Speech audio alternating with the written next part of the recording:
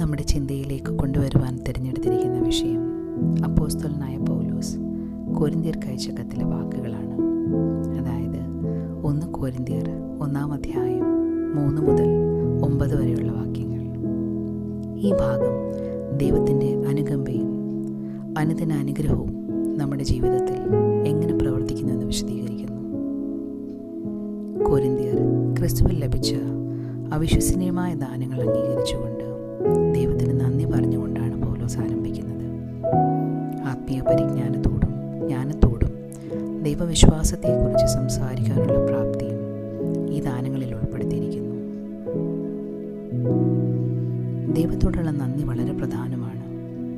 പൗലോസ് തൻ്റെ പ്രാർത്ഥനയിൽ ദൈവത്തിന് സ്തോത്രം ചെയ്യുന്നത് പോലെ എപ്പോഴും നമ്മുടെ ജീവിതത്തിലേക്ക് ദൈവത്തിൻ്റെ അനുഗ്രഹവും കൃപയും ലഭിക്കുവാനുള്ളൊരു വഴിയും കൂടിയാണെന്ന് ഓർക്കേണ്ടതാണ്.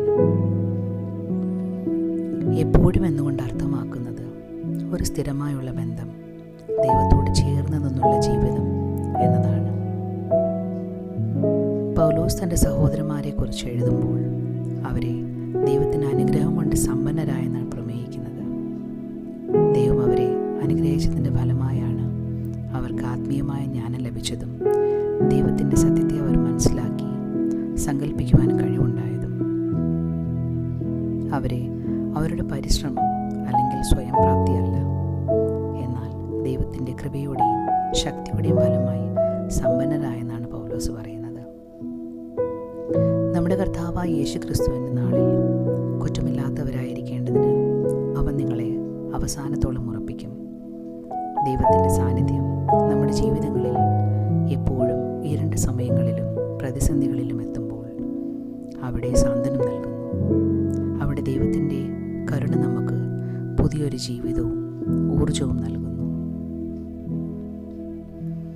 ഈ അധ്യായത്തിൻ്റെ 4 മുതൽ 5 വരെയുള്ള വാക്കുകളിൽ നമ്മെ വിശ്വാസത്തിൻ്റെയും ദുഃഖങ്ങളുടെയും ഗൗരവത്തെ സംബന്ധിച്ച് വിശദമായി പറയുന്നു. അദ്ദേഹം നമ്മുടെ എല്ലാ ദുഃഖങ്ങളിലൂടെയും പീഡനങ്ങളിലൂടെയും നമ്മെ സാന്ത്വനിപ്പിക്കും. ദുഃഖം, വെല്ലുവിളി, പീഡനം ജീവിതത്തിൻ്റെ ഭാഗമായിരിക്കുന്നു. പക്ഷേ ഈ അനുഭവങ്ങളിലൂടെയും കടന്നു പോകുമ്പോൾ ദൈവത്തിൻ്റെ സാന്ത്വനം ഒരിക്കലും നഷ്ടപ്പെടുന്നില്ല. ഇന്ന് നമ്മുടെ എല്ലാ ദുഃഖങ്ങളും വെല്ലുവിളികളും ദൈവത്തിൻ്റെ സാന്നിധ്യത്തിലേക്ക് നമുക്ക് കൊണ്ടുവരുവാൻ സാധിക്കണം. എന്നാൽ അവിടെ സാന്ത്വനം, പ്രത്യാശ, കരുണ എന്നിവ നമ്മുടെ ജീവിതത്തിൽ ലഭിക്കും. അതിനാൽ പ്രിയപ്പെട്ട സഹോദരങ്ങളെ, നാം ദൈവത്തിന് അനുഗ്രഹീതമായ കൃപയിലേക്കും അവൻ്റെ വിശ്വാസത്തിലേക്കും ഓരോ ദിവസവും ധൈര്യത്തോടെ ജീവിക്കുന്നതിന് നമ്മൾ ദൈവത്തിൻ്റെ വാഗ്ദാനങ്ങളുമായി മുന്നോട്ട് പോകുക. തൻ്റെ പുത്രനും നമ്മുടെ കർത്താവായ യേശു ക്രിസ്തുവിൻ്റെ കൂട്ടായ്മയിലേക്ക് നിങ്ങളെ വിളിച്ചിരിക്കുന്ന ദൈവം വിശ്വസ്തൻ. നമ്മുടെ ജീവിതം അത് ക്രിസ്തുവിൻ്റെ സാക്ഷ്യത്തോടു കൂടി ചേർന്നുകൊണ്ടുള്ളൊരു യാത്ര.